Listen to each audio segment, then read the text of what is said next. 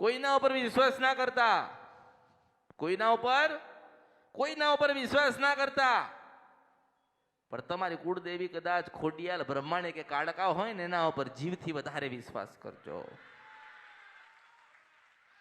ભગવાને તો મોકલ્યા, મનુષ્ય બનાવીને ધરતી ઉપર ભગવાને મોકલ્યા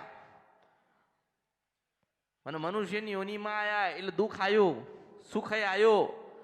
સુખ આવ્યું તો ભોગવી લીધું, દુઃખ આવ્યું તો બેઠા તું. પણ આપણને એ દુઃખની સામું લડવા માટે એક ખોડિયાલ આલી માએ ને આપણી પાસે એક દુઃખને લડવા માટે આપણા ઘરે બ્રહ્માણી બેઠી છે. દુઃખની પાસે લડવા માટે ચામુંડ માતા બેઠી છે. માને તો તમને સુખી જ કરી દેવા છે, માને તમને ન્યાલ કરી દેવા છે. ખોડિયાલને તો ખોબો ભરીને આલવું છે.